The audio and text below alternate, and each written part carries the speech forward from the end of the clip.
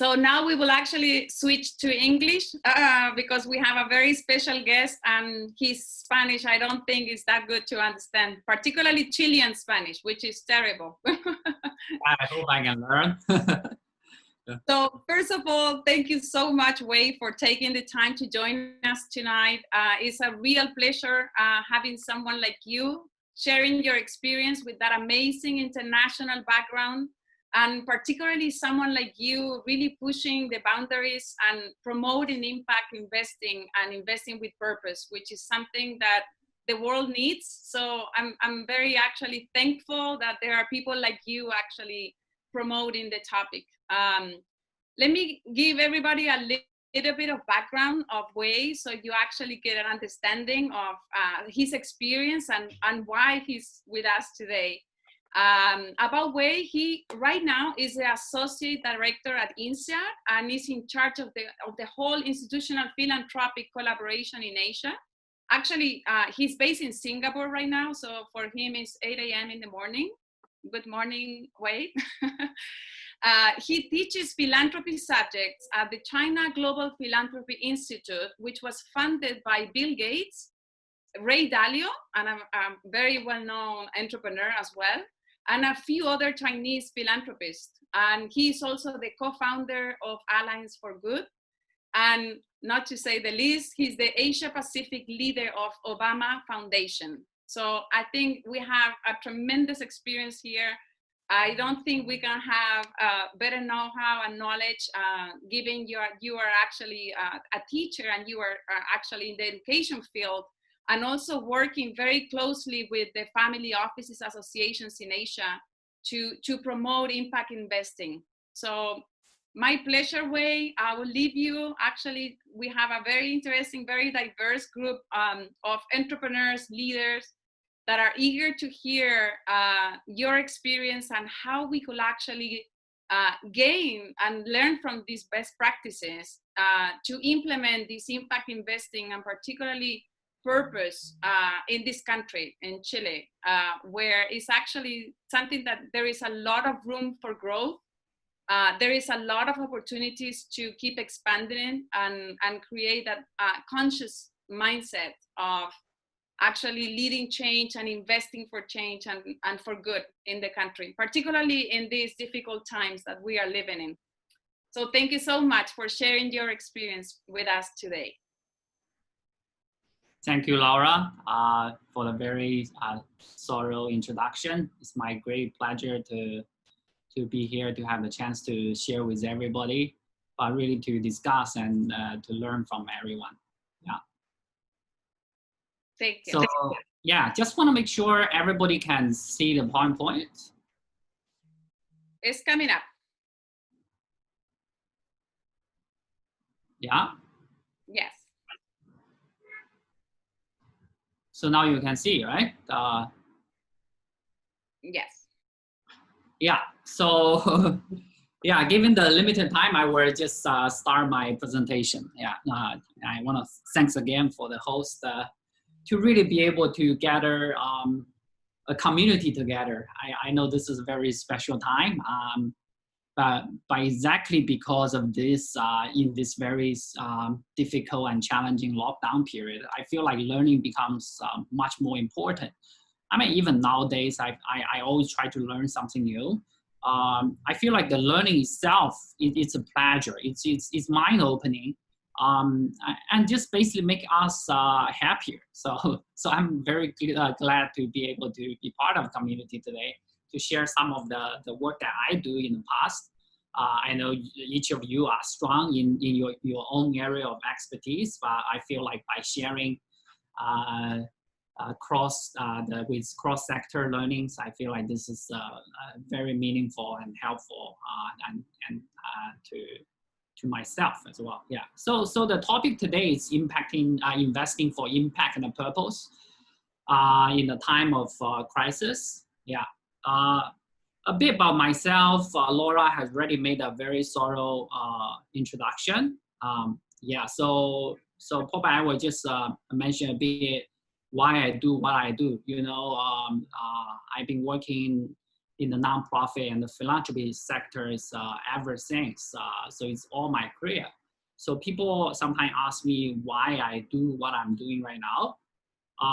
So to start this sharing that is relevant to the topic that I'm about to tell, I probably share with you about how I get my intent started to become really interested in philanthropy. Yeah. So I have a younger sister who is born in the 1980s.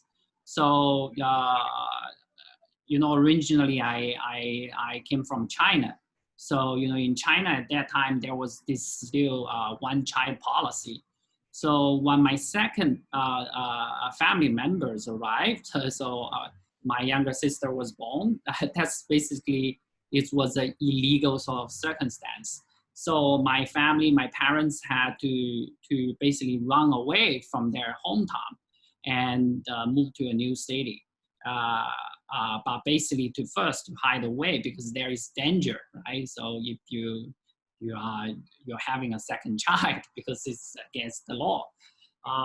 But the difficulty really was there. It's because if my younger sister was born illegally, she could not get registered, right? So if she didn't get registered, then there's no way for her to further her education. And no access to healthcare or anything like this. So one opportunity that my parents took after they moved into the new city is that they went to the college, but they went to the college not for the sake of learning, because at that time there was this special policy that encouraged people to do college learning. So after you graduate, you will be able to sort of move your household registration to the local city, but in a way, but also help your children get registered. So that is how my parents went to the university, but it's in order to get my sister registered, so she can legally exist in this country. But there's also associated benefits coming out from their college education, for sure, right? But my experience being part of this, observing these things, is that to really realize there are something that we are not really like born equally. For example, if a kid, I'm sure the phenomenon also exists in other countries. If the kid was born without a simple piece of a birth registration, it's gonna affect a whole lot of things later on for the education. So that is how I actually began my career in the nonprofit. First with the International Child Development Organization, and then with UNICEF, because there are some programs that are really resonating with me. For example, they do this universal birth registration, which probably didn't mean much to other people. But when I saw that program, right, I have this sense of an emotional touch, which is associated with my personal experience in the family. So that's why I actually started doing what I do, and also a strong believer in education. I work across primary, secondary, higher education. It is also because the story of my parents. I believe education can help you get to better things. So I just wanted to share with you about my story, how I sort of discover my purpose as my own reflection to begin with today's sharing. So today's agenda, first we're gonna discuss about impact and purpose, why it's now and why it should be relevant to your family business. And the second part, we will talk about what tools you can have for creating the impact. And lastly, we're gonna share with you about very tangible sort of a process to discover your purpose. So let's begin with the first one. Why do business leaders start thinking for themselves and their organization about impact making and purpose seeking during the COVID period? I know the COVID period has exposed a lot of social issues in front of everybody, right? So what has been your experience? I know everybody have your own stories. But during the period, I've been continuously talking with philanthropists, donors, senior executives, mostly in Asia. So I get a lot of feedback. I do feel like now it's a phenomenon that they really begin to think about the question about purpose and impact. And those are some of the stories that I collected from my very recent conversations during the past 2 months. So different reasons from business owners and senior executive in Asia to really begin to think about purpose and impact. Some executive tells me about the human touch and the relationship with the employees and the employees' families. So, you know, one really challenging question for many of the family business owners during the COVID period is that, you know, the revenue opportunities and the revenue growth has been severely impacted. So there is this cash flow issues, which is very common. But when it's come to the decision whether you should fire your employees, the perspective usually come in, right? Because in the family business, you sort of also develop this relationship with employees, but also, you know, during this COVID period, if you let the employee go, it's really impacting their family as a whole, not just the employee itself. So somehow this became a really tough and difficult questions for many of them, and help them rethink about the purpose of their corporation and their business. If they are just existing to make a profit, then they should really start firing those unnecessary employees right now. But it's just very hard for them to do, and hesitance, or some of them, they just choose not to do it at all. And that's really lead them to think about the purpose of their business. Second reason is because they see the virtue and the character of their employees as demonstrated in the crisis situation. So we have a business leader who is in the logistic business, right? So he hires thousands of delivery men for delivering all kinds of goods. So at the beginning, what really surprised him after the COVID happened is that he realized his delivery man actually choose to volunteer to go to the most dangerous place. I mean, usually those areas where there's a cluster of outbreak, he feel like his employees gonna more hesitant to go. But to the opposite, he discovered that actually his employees are very active and volunteer to go to those places. So this is really touch the entrepreneur, right? So they see the virtue, they see the character of his employees, and that really make him think and also motivated by gaining a further understanding about the purpose of his business, because they are really delivering those essential goods during this very challenging period. Some mention to me is the self-organizing spirit, the innovation, and the collectiveness of communities in addressing those difficulties altogether. You know, during the lockdown period, people are really tied up to their community. You just think about where you live.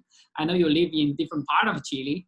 I'm living in Singapore, but during the lockdown, you're really locked down together with your community. So in the early days, you can see those apartments.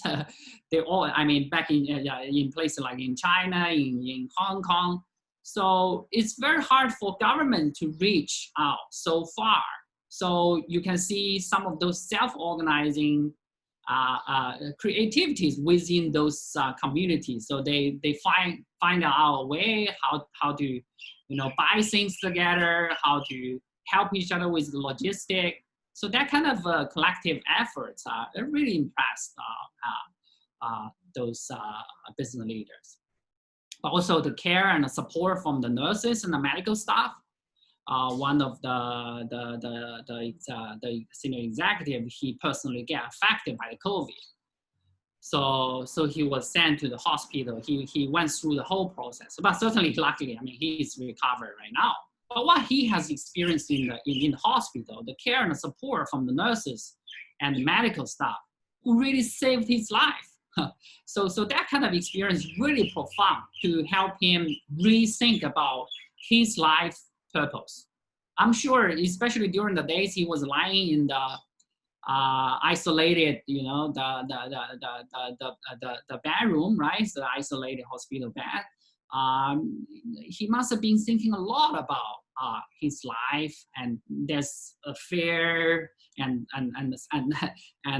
this kind of a scarcity, you know. So just worried about whether he could make it. I'm sure that's sort of a very special period, really make him think his relationship to the business and also to the society.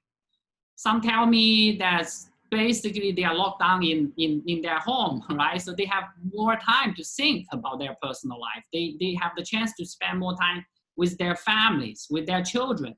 So the question about what kind of a world he want to leave to his next gen, you know, the meaning of their wealth, you know, all those questions just came up during the lockdown period, basically during which he has more time for himself and for his family. And people also realize business cannot be good alone without a properly functioning society. I'm sure it's the thing everywhere now in Chile. You're still talking about how to make more money, right? So because the whole society was affected in a way that your business can no longer function. So people realize the relationship, the importance between business and society. And lastly, some business leaders really get a chance to doing good and practicing it and feel the fulfillment and the meaning in the process of doing it. One restaurant owners, he basically changed his business model because people no longer came to his restaurant, right? So he adopted this sort of innovative pays forward model. So people from the community can buy a meal for the nurses or for the doctors. So basically he transformed his business model, but in a way he feel very accomplished and fulfilled. So I feel like people are also really thinking more about the system that the country, the system that they are living in every day. So this is a Harvard professor, Rebecca Henderson, and she recently published this new book, which is very timely. It's called Reimagine Capitalism in a World on Fire. Now it's literally a world on fire. But what she mentions is that we have failed to reimagine capitalism so that it is not only an engine of prosperity. What she's saying is that the business or the capitalism should not just be talking about profit, but this should also be a system that is in harmony with environmental realities, striving for social justice and the demands of truly democratic institutions. So during the period, as a matter of fact, you may asking, are there more charitable donations during the period? The answer is definitely yes. You can see the philanthropy world is actually responding with double, triple, and even 4 times effort. Yeah, so some of those foundations, like Mary Reynolds, Babcock Foundation, and Libra Foundation, they doubled their payout this year, apparently because the needs in the field. And Jeff Skoll, the founder of eBay, also announced 100 million grants that basically quadrupled the Skoll Foundation's payout this year.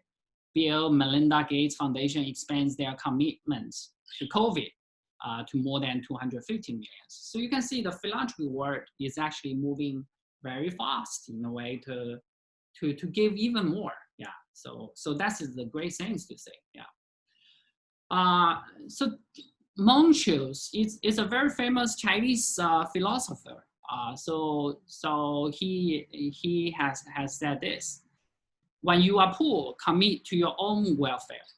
when you are prosperous, commit to the welfare of the world. Yeah. So this sounds very nice, right? So when you are poor, you really need to think about ways how to take care of yourself. But when you are rich, then you should really commit to the welfare of the world. But I tell you, you have no choice. You have to do so. It's not just something like you think it's optional. Why sometimes, you know, the sentence like this carries great wisdom across the generation? Because there are truths behind it. Let me elaborate a bit more. Yeah. So basically, the business and society are interdependent. We are interconnected with each other as human beings. It is just difficult to be rich and all well alone by yourself. It's very difficult. This is a very fresh story. Mr. He, right? So he's the founder of Media Group. Actually, a lot of the household white goods are produced by this company. Your refrigerator, your aircon, you know, all kind of things. Yeah. So he's one of the richest Chinese billionaires, right? So it's the number 36 on the Forbes ranking. Net worth of almost 25 billion US dollars. So just earlier this week, he was kidnapped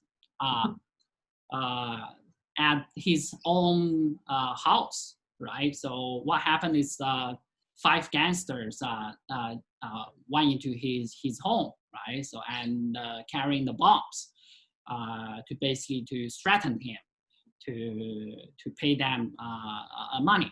Yeah. So what is fortunate is that his son, Mr. He, the junior, so he's in another room. So he noticed this, but he secretly went to his house's backyard because his house is located nearby a river. So his son actually swim across the river to the other side and went to the police station. And these 5 gangsters, they didn't even realize it. So it turned out to be okay, right? So Mr. He was helped out with the support. I mean, thanks to his son, who so smartly swam across the river and saved his father. But the story is really telling us, right? So this story is really raising the alert level for security among the ultra high net worth individuals and families in China at a very high level. I just want you to think about it. I mean, why this happened right now, right? So because of COVID, there are social implications as well. So a lot of the social issues like the rich and the poor gap and the social problem associated with it are gonna exacerbate it, right? So especially China, you know, it's founded as a communist country. So you just think about it, the farmers and the poor people, they get a lot of legitimacy. Actually, in the early days, in the founding days of China, the new China, it is because those farmers, those people who don't have the money, they kill the landlord, right? So they rob the wealth from those rich landlords to sort of rebuild the system. So if you think about the very rich billionaires in China, the families, the insecurity is always there. Simply because the legitimacy that they need to demonstrate to the people, his associates and the stakeholders of the society, that he's someone deserve being rich, right? So a lot of time he has demonstrated his value as well to really manage the stakeholder. And similar stories repeated in the capitalist system as well. You think about Rockefeller,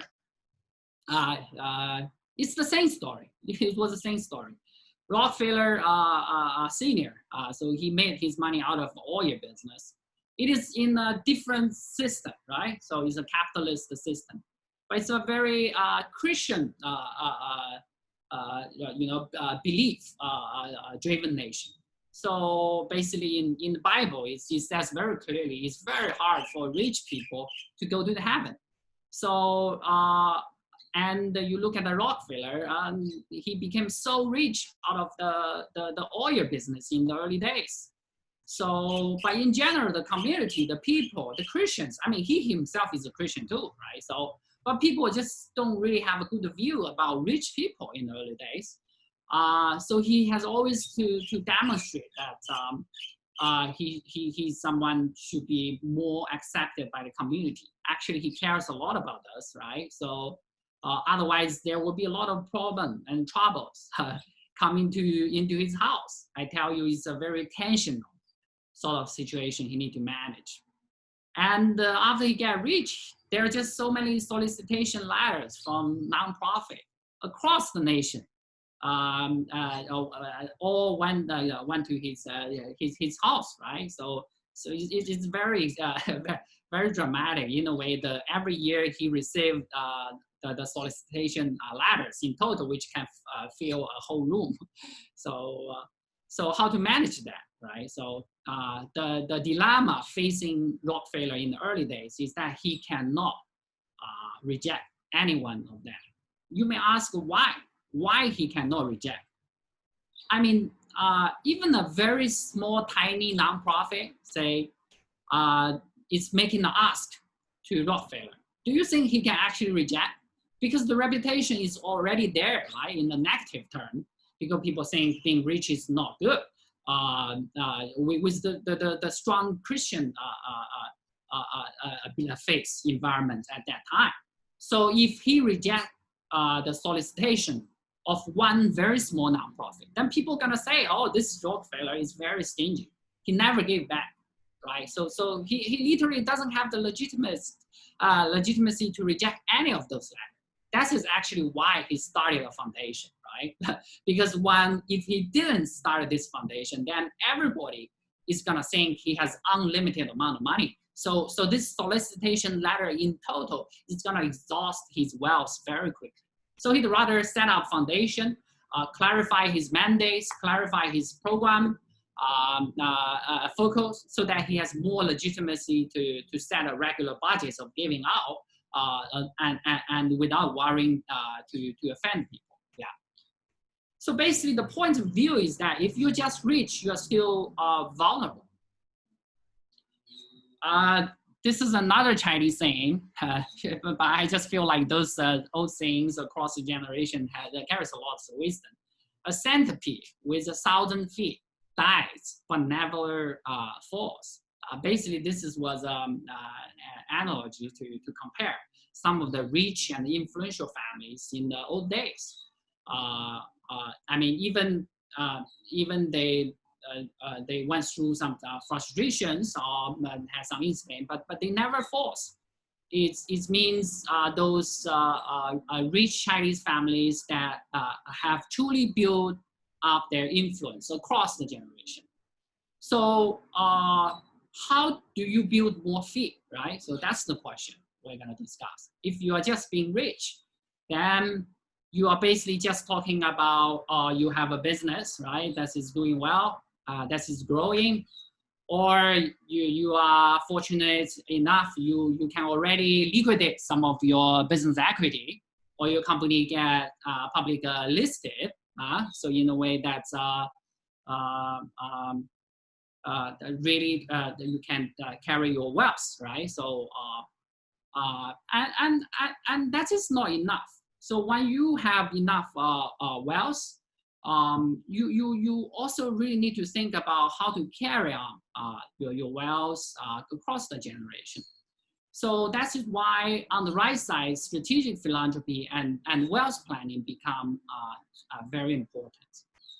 And on the left part is about yourself, your family, and your community. It's become even more critical. Yeah, you just think about your own community, like the Chinese society. They, in the early days, they made their fortune a lot through the support of their villagers, right? So they came from one village. So then people help each other to borrow money to each other, to collect capital in a way that can really grow a business to the level of today. So that kind of origin communities become much more important. So basically what I'm saying is that you are just having a business, it could be vulnerable because the business can fall. If you are just wealthy, then people can just rob your wealth, or if you face some very nasty people who are unhappy about you, it's give you a lot of headache in any circumstances in any country, right? So basically, after you have this tool, a successful business and accumulated more personal and family wealth, then you have no choice. You really have to begin to think in a more holistic way to grow your influence and impact in a positive manner. Yeah, so basically you need to let your broader stakeholder and the constituents, because you are famous now, or if your wealth are disclosed or you are known by people, you have to share your value. In a way, it's also good for your family, yeah, to carry on generation. So you look at the Rockefeller family tree, right? So it's horizontally, you can see how the philanthropy is delivering the value, and vertically, philanthropy is really carrying the family's value, beginning from John Rockefeller Sr., right? So he incorporated this Rockefeller Foundation, but that foundation carries his values across the generation. But basically, you can see the power of this foundation tool. Basically, it can help him really to handle those uncertainties. But also provide more protections towards the family, because people think they are nice, they are philanthropists, right? So why should a gangster attack a philanthropist? I mean, in the extreme term. So, but horizontally, what I'm saying that, because I work with the Rockefeller family office as well in New York. So right now they have over 300 Rockefellers, right? So now almost 6th generation, 7th generation, the little case one. So how to unite these over 3,000 Rockefellers? Philanthropy foundations become a very important tool, because on the business terms, it's very hard to find the synergy and common topic, right? Or it's hard to find the common value as well. But philanthropy provides that platform for the 300 family to always come back together, to share their personal interests and do things together to impact the world. But that is ultimately very good for the family unity horizontally. Yeah. So the secrets of being wealthy more than 3 generations, you need to have wealth planning. Yeah. So those family trusts, the bankers work, right? Private bankers work. But you also need a philanthropy in parallel. That's basically the secret that Rockefeller family has taught us. Philanthropy help you carry on your value. The fundamental value that made your family successful in the very first place. So you need these two planning in parallel. So that's happened to Rockefeller. In 2017, David Rockefeller, the last 3rd gen member, passed away. But at that time, there is this mega family trust dissolved. So basically, these 300 family members who are living today, they all get a piece. But that family trust was designed by John Rockefeller Sr. The reason he designed that family trust is exactly to delay the gratification, right? So he doesn't want his next gen to become rich right now. So he designed this sort of family trust only dissolved under certain formula. So his formula is that it only dissolves when all the 3rd generation family members passed away. So everybody got some money from the old wealth of John Rockefeller Sr. But that is also to really help him to grow the independence capability of his families across the generation. So philanthropy, the Rockefeller families has funded over 100 charities with an accumulated value of charitable giving totaling over 150 billion today, right? So yeah, so basically strategic philanthropy benefiting both others and yourself. Yeah, so you have to really think about how this philanthropy would be of benefit to your family before you can really do it, because that is most sustainable. And the strategic philanthropy, the concept is actually created by Harvard Business School strategy professor Michael Porter. So now you both know both the needs and the benefit. So what can you do? Yeah. So family business itself can be as the tool. Yeah. I know I'm running a bit over time. Yeah, but I will try to finish as soon so that we have some time for interactive session. Yeah. Questions. Yeah. Yeah. I hope the content is interesting to you. I have prepared a lot of nice stuff. Yeah. So family business as a tool, family business is very good. Compared with public list companies. Why? Because family business is more value driven.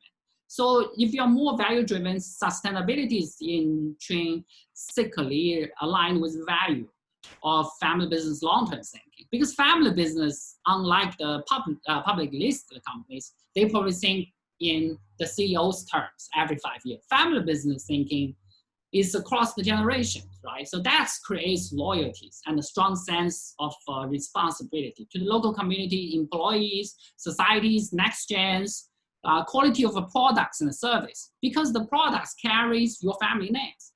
So you care about it, and your nations. You definitely care about Chile's developing stronger, like some of those Chinese entrepreneurs. I find them, they are very nationalistic, right, in a way. But they benefit from the growth of their country. So in a way, they are more obliged to make their country better. Yeah. So you look at Robert Bosch, right? So he's the founder of the Fortune 500 Bosch. So he's entrepreneur, citizen, and philanthropist. Yeah. So that is how he is using family business, the Bosch company, as a tool for good. Yeah. So from the very beginning, Bosch was particular keen for his staff to receive vocational training. You can see he's standing with his early company employees. At the beginning, Bosch was just a workshop, right? So he recruited staff members from the community. It was a small workshop, and he took care of them. He provided vocational training, which is unseen during that time, right? And he also created this 8 hours working day, which was not there long time before, right? This was still sort of people are supposed like work very long hours. So he's really bearing that in mind and using family business as a force for good.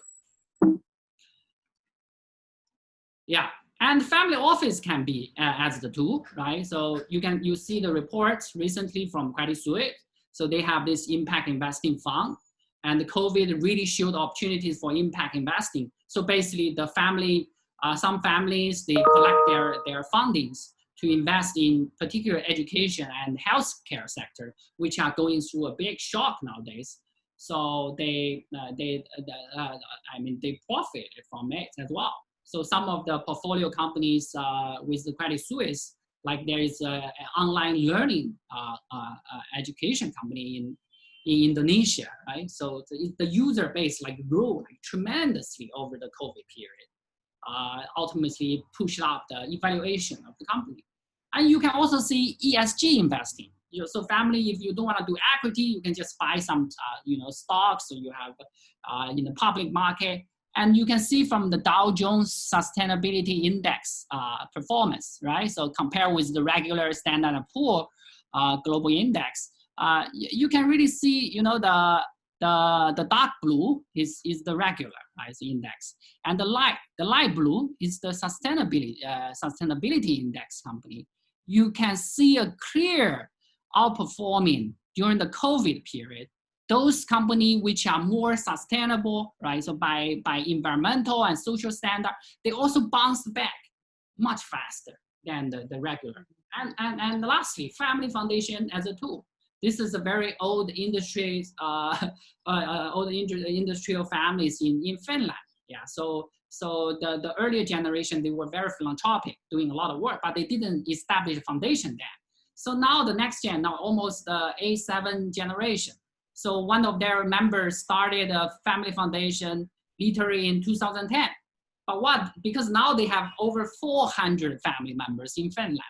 What they realize is that through this family foundation, they really galvanize, those cousins and siblings in a way that's unimaginable, right? So you look at those, they travel to Vietnam together, and behind they are all siblings and family members. You can see those families and siblings, they really develop a relationship in a very new dimension. It's different from we're doing a business together, right? So lastly, I talk about how to discover your purpose in an actionable way. First, you need a purpose-driven reflection. You need to think about your values, your family, your experience, your recognition, your faith, your legacy, your heritage, and what kind of problem you like to analyze. And then you come together, you have that emotional, both rational, emotional touch points where it truly drives your commitment, right? So, Jack Ma is doing a lot of education because he was a teacher before. He studied in the normal university. It's a training school for the teachers. That's why now he become rich. He's still doing projects to support rural teachers. And this guy is one of the largest Chinese gaming company founders. He donated 150 million gift to Caltech for brain research. Why? Because after he became very successful, he had this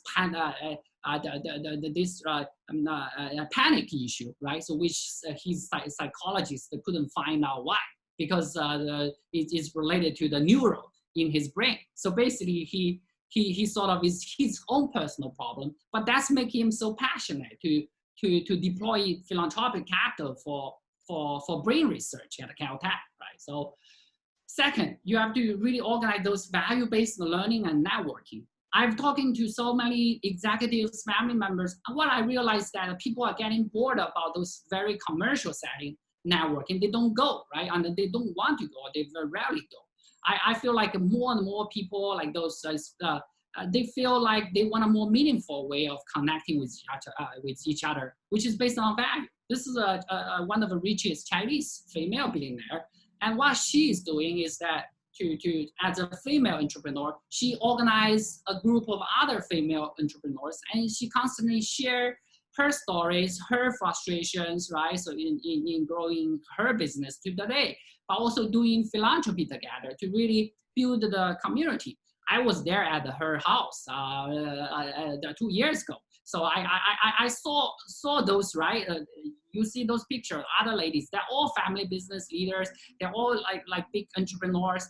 But when they saw this lady in the center, Mr. Jai, right? So they really look upwards towards her, right? Because it's not because she's richer than them, but basically they know she's more philanthropic, right? So and it's also helped Ms. Jai connect on the international level. Yeah, she received the Carnegie Philanthropy Medal, and she connect with other families in the U.S. and the philanthropists, connecting on the value. It's just more effective.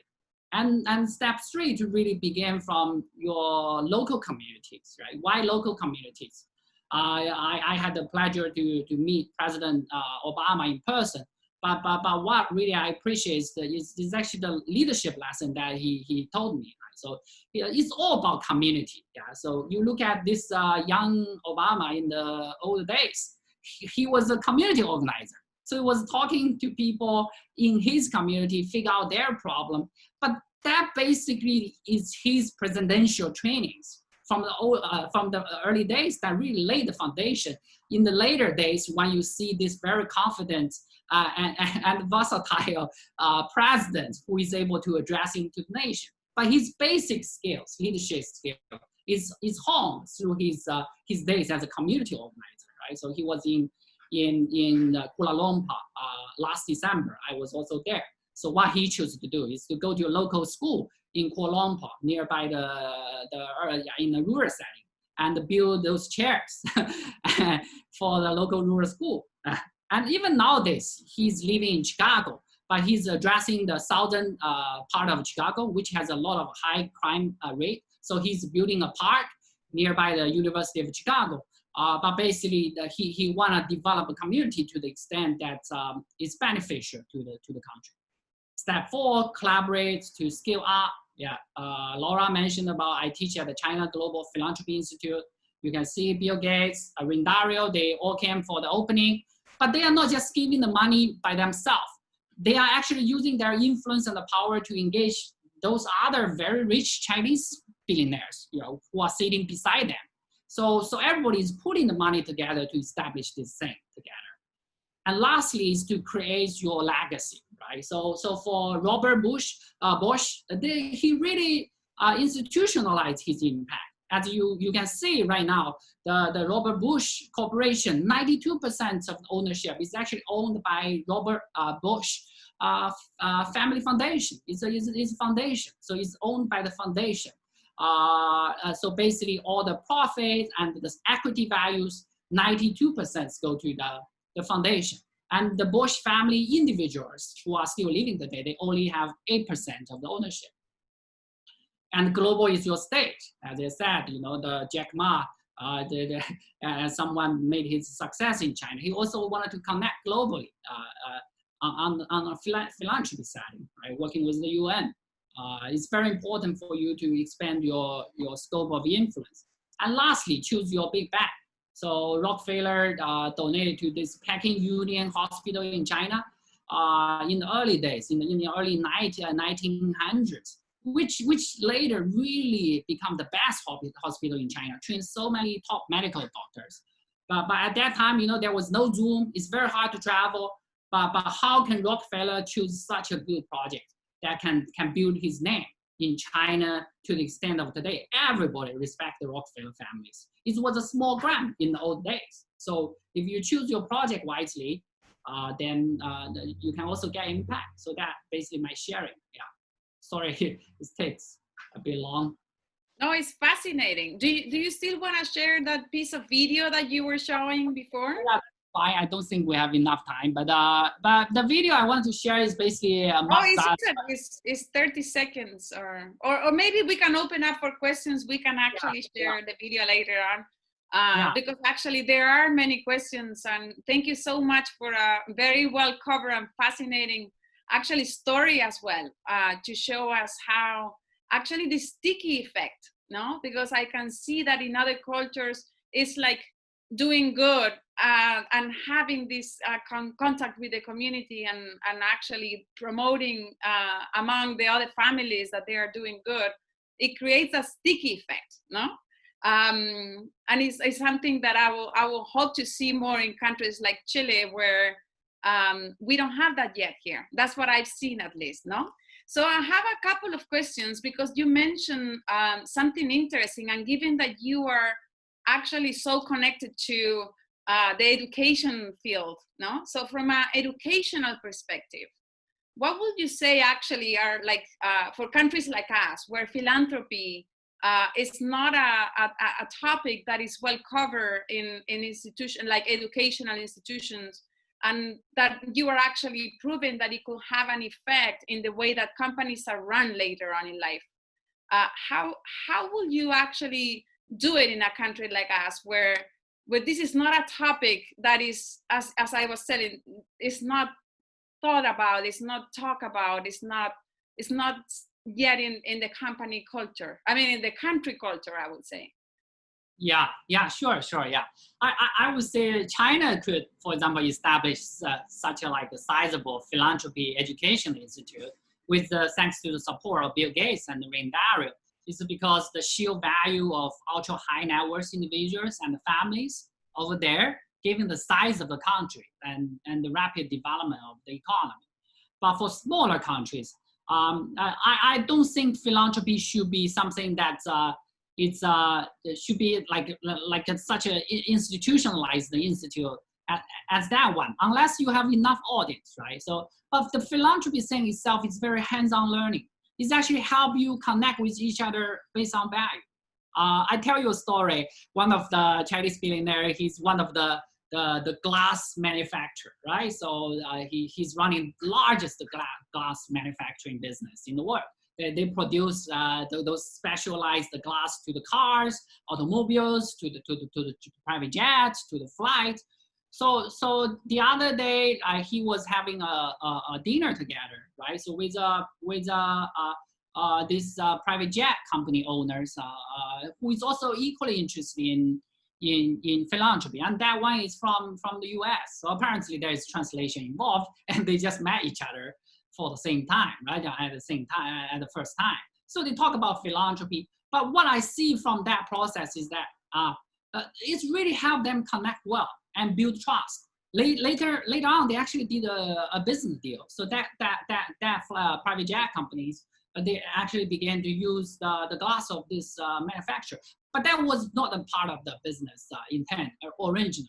It's just they feel each other. We are so far away, like China. I haven't met you before, but they feel like you can be so philanthropic. How can you cheat me, right? So it's that kind of a value based on the learning, and the connection is so meaningful. I just feel like the world today is so easy to connect. So you just have to be more selective in connecting. I talk with a lot of entrepreneurs, very successful entrepreneurs in the context of Asia. They all get bored of those random networking. They don't go.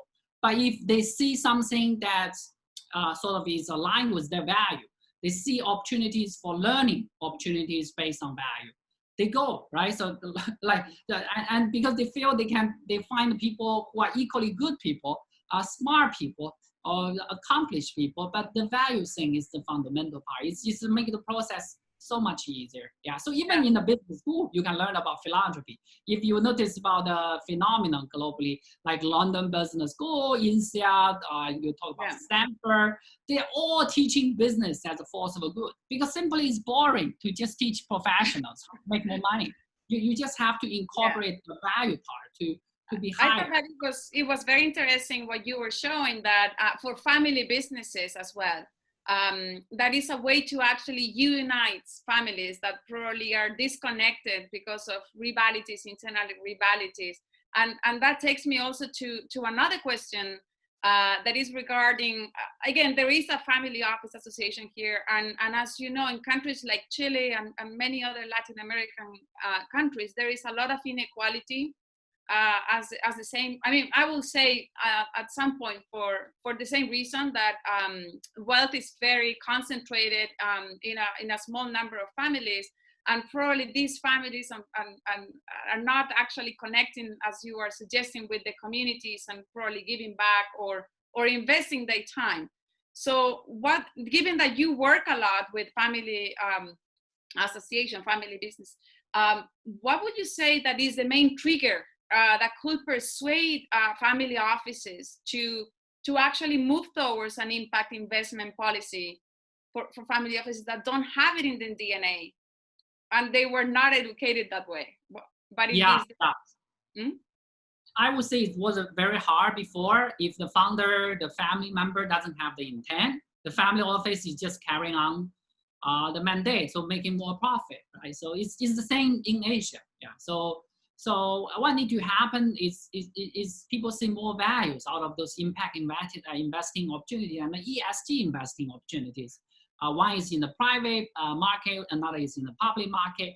But now through the COVID, you really see those impact-oriented business from both private equity and venture capital investing opportunities perspective. I mean, they are simply better companies in a way, because they are addressing some of the biggest issue nowadays. You look at the healthcare sector, it's very severely disrupted by COVID. But because of this, there will be a new sort of a batch of innovators coming into the place to bring the distance between the doctors and the patients, the facilities and the patients, right? So, and people don't like to go to hospital nowadays. So medicine is really become a very trendy thing. Education the same. You cannot travel to the US, right? You cannot travel to Europe to study. So we exchange on this sort of a Zoom learning. So online education is disrupting. They need to be disrupted as well. But what I feel excited is that you realize some of the quality education, which is previously only privileged to those people who can afford it. Like you go to Harvard, right? You need to be able to pay the tuition fee. But now with the online learning, you can really have also this mass production in a way to bring those very quality contents to global audience. But for this synchronous way of learning is what we are doing right now. The business schools, the higher education is still gonna maintain their margin, gonna charge a high fee, right? So they actually, this is what is happening with the education sector. Yeah, there is something to do there. Now, from a public policy perspective, I don't know if you have them in China, or in Asia. If you could actually give like what are like an advice of like what would you suggest will be the 2 or 3 major public policies that should be in place to promote philanthropic investment, just as a way to encourage also family businesses to get into Yeah, it. If yeah. you could advise a government, what would you suggest in order to have the most impact in the field? Yeah, yeah.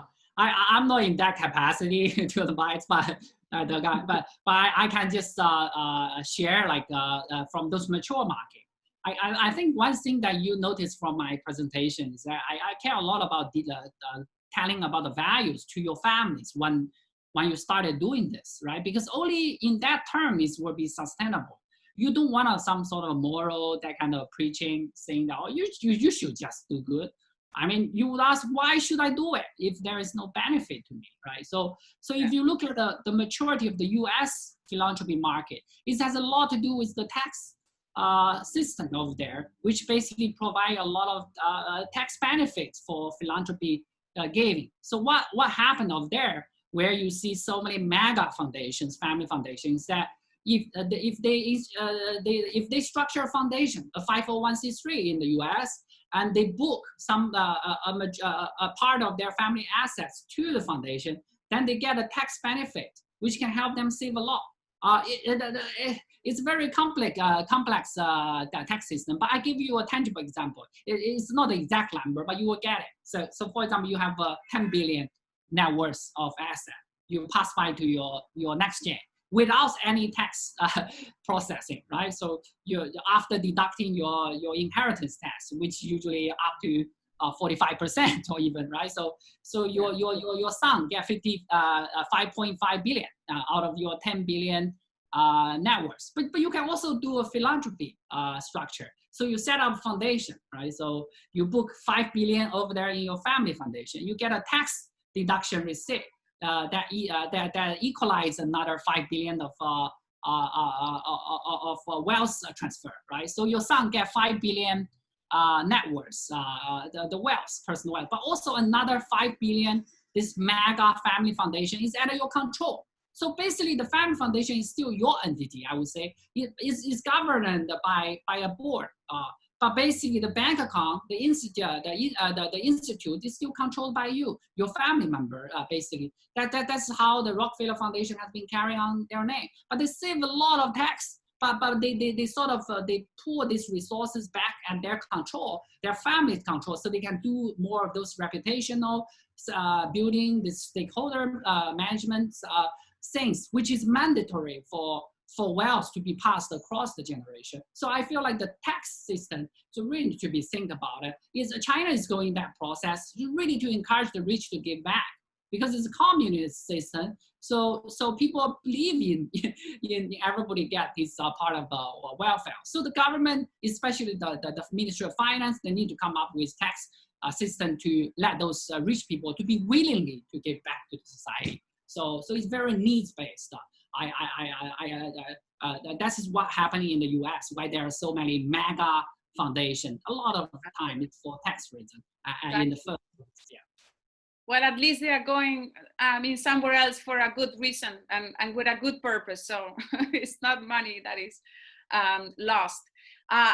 Given the time, I will go, but I don't want to leave it without raising up the last question. That is towards like from a corporate perspective, no? Like how can, from your perspective also looking at Asia and Europe, because I know you are very well connected and from a worldwide perspective, no? So how could you move organizations to have a long-term true impact in society? Is it also just purpose-driven? Are there other triggers that will think that, that companies need to have that social impact, economical impact, and sustainability impact as well?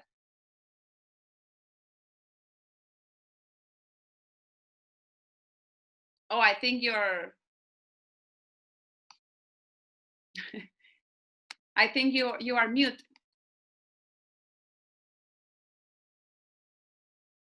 Yeah, okay, yeah, because I'm not allowed to unmute myself. Yeah, Yeah. so that is actually why I want to show you this Facebook Mark Zuckerberg's Let's do speech it. at Harvard. But I certainly respect all your time. You can do it at your home. Yeah, you just search Mark Zuckerberg, Harvard commencements. It's very relevant to what we talk about. I strongly recommend it. So I can give you a glimpse. It's directly relevant to this question. Let's play it. It's just a few minutes, no? So maybe we can play it. Yael, Bernie, you are the boss. Are we okay? Yes, let's do it. It's just a couple of minutes, right? Yeah, okay, yeah, sure. Yeah, so if, yeah. Okay.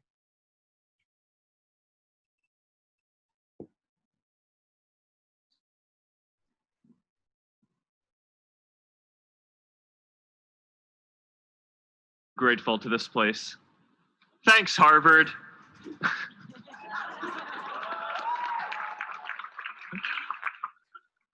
Today, I want to talk about purpose. But I'm not here to give you the standard commencement about finding your purpose. We're millennials.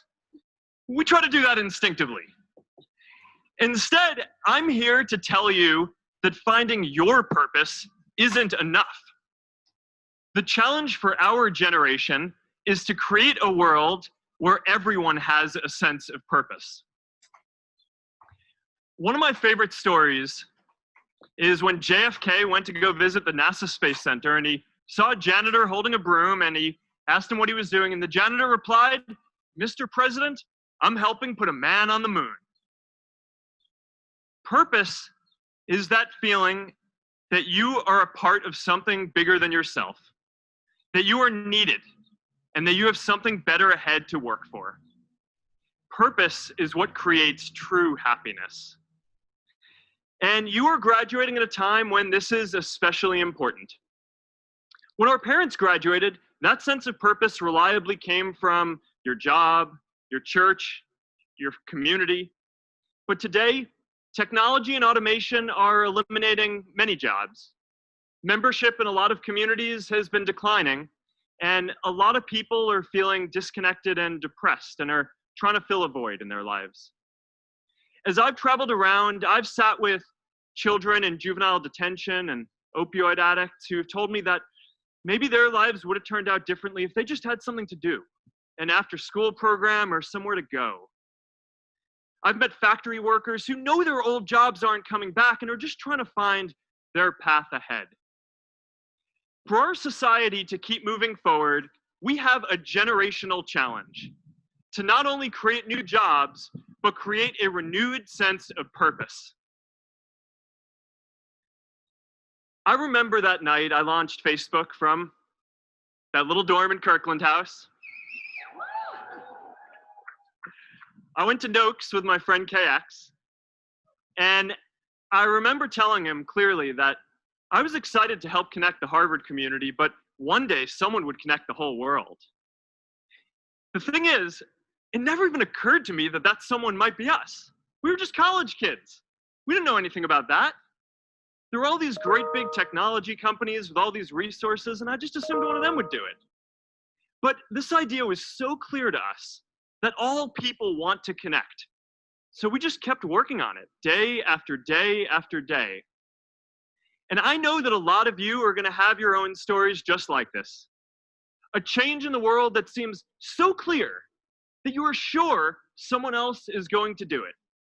But they're not. You will. But it's not enough to have that purpose yourself. You also have to create a sense of purpose for others. And I found that out the hard way. You see, my hope was never to build a company. I wanted to have an impact. And as all these people started joining us, I just assumed that that's what they wanted to do too. So I never took the time to explain what it was that I hoped we'd build. A couple years in, some big companies wanted to buy us. I didn't want to sell. I wanted to see if we could connect more people. And we were building the first version of Newsfeed at the time, and I thought, if we could just launch this, it could change how we all learn about the world. Nearly everyone else wanted to sell. Without a sense of higher purpose, this was their startup dream come true, and it tore our company apart. After one particularly tense argument, one of my close advisors told me if I didn't agree to sell the company right now, I would regret that decision for the rest of my life. Relationships were so frayed that within a year or so, every single person on our management team was gone. That was my hardest time leading Facebook. I believed in what we were doing, but I felt alone. And worse, it was my fault. I wondered if I was just wrong, an imposter, a 22-year-old kid who had no idea how things actually worked. Now, years later, I understand that that is how things work when there's no sense of higher purpose.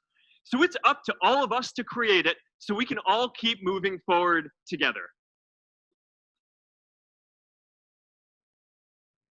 Wow. Yeah, so I hope this video exactly addressed the question that you asked. Absolutely. Right?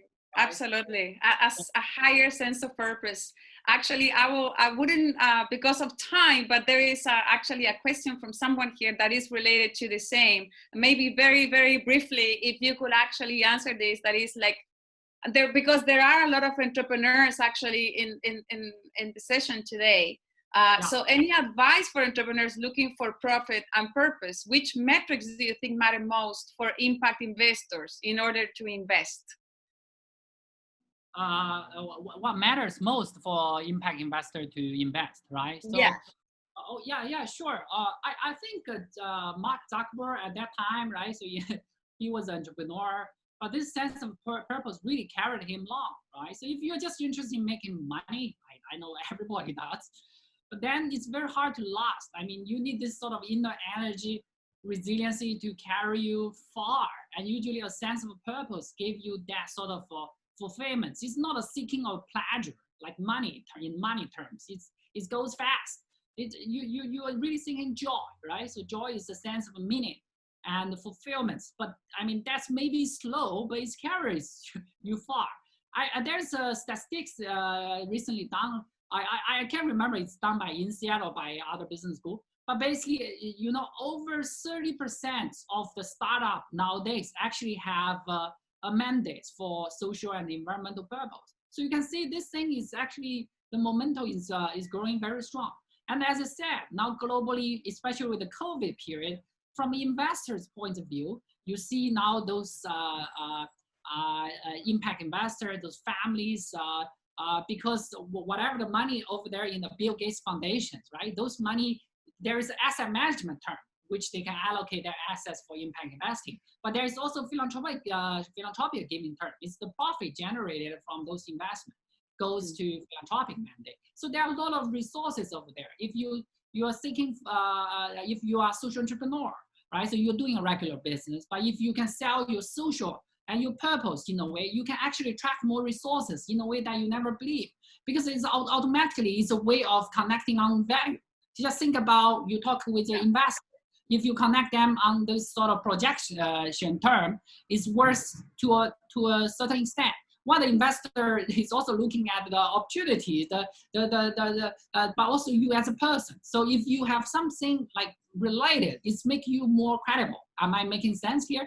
But for impact investor, how they want to make better decisions, right? So I feel like the COVID period is a golden period, because it's exacerbated a lot of social issues to its core. You can see a lot of hidden social issues. They all show their face. So it's the best time to really talk to more entrepreneurs who are addressing those issues, and make a profit out of it in the later stage. I told you, online education. Wow, this thing is going crazy. You look at Indonesia, a country with a big population. I'm talking about one of the portfolio company with Credit Suisse impact fund. They really, you see big commercial term in terms of the number of users they sign up just during the past 2 to 3 years. I mean 2 to 3 months.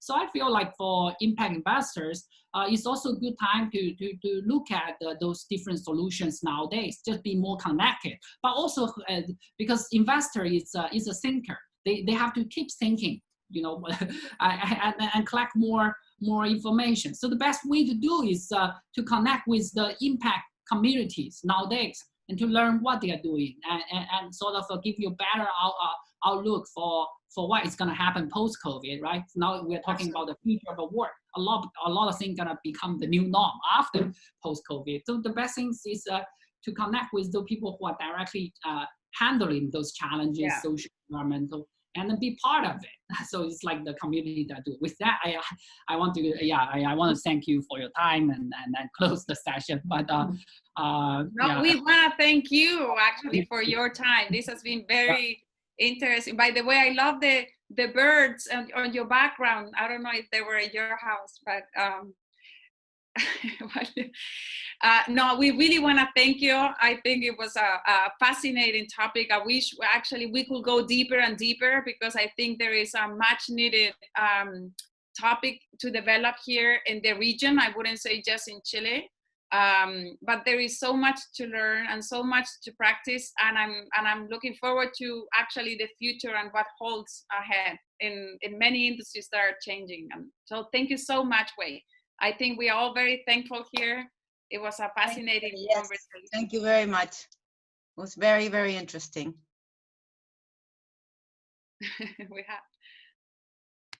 So we are evening time. We wish you a very good day, a good evening for all the rest. Yeah, good evening. Yeah. So wish you all well, all the best. Take care.